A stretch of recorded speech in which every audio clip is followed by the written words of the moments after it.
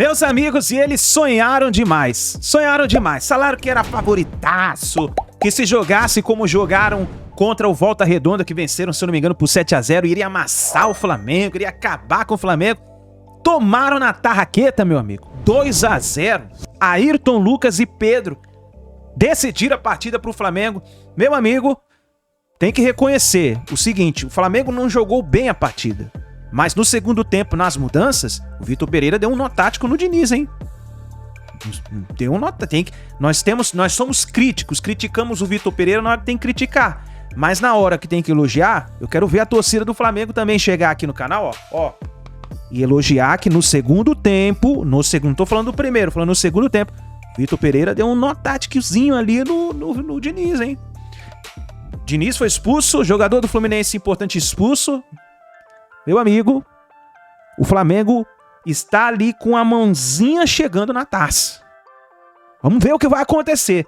Por isso eu quero que você explode o dedo no like, dá sua risada aqui nos comentários e vamos pro vídeo de hoje. Hoje tem bastante aí, tem o Ayrton Lucas falando, o Gabigol falando, os comentaristas do programa da ESPN Brasil debatendo aí sobre a vitória do Mengão. Vamos pro vídeo de hoje, crédito do canal ESPN Brasil, link na descrição. Antes quero apresentar para você um XBet, que é uma das melhores casas de apostas do mundo, que inclusive é patrocinador oficial do Barcelona e do Liverpool. Ela está com uma promoção incrível para as primeiras 20 pessoas que se cadastrarem hoje. Através do link vai estar no primeiro comentário fixado, você vai ganhar 100% de bônus no seu primeiro depósito. Corre lá e aproveita. Depositou R$20, ganha mais R$20 na hora. Depositou R$100, ganha mais R$100 na hora. 1xBet, uma das melhores casas de apostas do mundo, tá bom? Vamos lá, créditos ESPN Brasil, link na descrição. Vamos para as notícias do Flamengo. Eu acho que assim, quando o Gabigol, que é, que significa o que significa para o Flamengo, diz que ele quer brigar, ele quer disputar a posição com o Pedro, já de alguma maneira deixa claro que essa eventual ausência num jogo ou em outro, como aconteceu hoje, não vai ser de antemão um problema.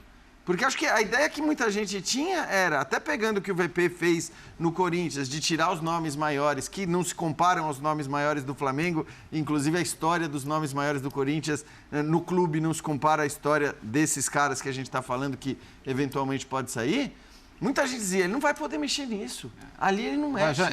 Eu entendo o seu ponto. Agora, você não acha também que ao dizer isso ele assume que ele pode começar a jogar menos, como minutagem, inclusive?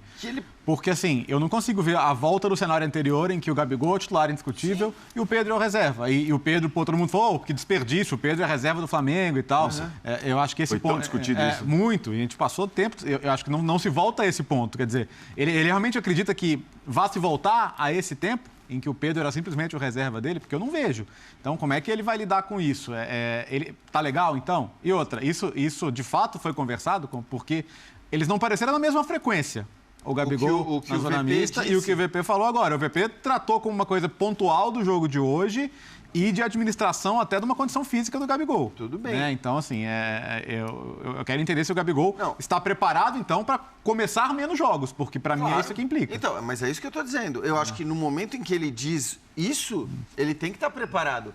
Porque senão seria uma... Ou a expectativa dele é voltar a ser titular absoluto e que o Pedro vai ser reserva dele. Assim, senão seria uma hipocrisia. Você dizer, não, eu quero voltar a brigar pela posição. Senão ele diria o seguinte, eu quero voltar a ser titular como centroavante e quero o Pedro no banco. Claro que ele não vai falar isso. Mas assim, é que... Eu acho que não vai acontecer. Para mim, existe uma premissa que se você diz que quer voltar a brigar pela posição de centroavante com o Pedro, você sabe que você não vai ser centroavante em todos os jogos.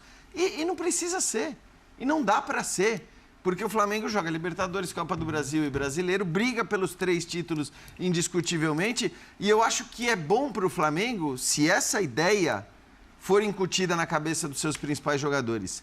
A ideia de que o Flamengo pode ir brigar por todos os títulos, mas para isso ele não vai ter o tal do quarteto em todas as partidas. Eles vão ter que se alternar, eles vão ter que revezar. E se o Gabigol de antemão diz que está disposto a brigar pela posição de centroavante, e hoje ele se mostrou de fato, né? Acho que disposto a isso. Claro, eu entendo o que você está falando. Pode ser que não dure, né, 3, 4 jogos. Vamos ver na prática. Claro, vamos ver na prática. Mas de antemão eu não acho que seja ruim para o Flamengo essa declaração do Gabigol. O que ele ouviu do Vitor Pereira e o que ele está deduzindo como futuro do Flamengo também, ele jogador.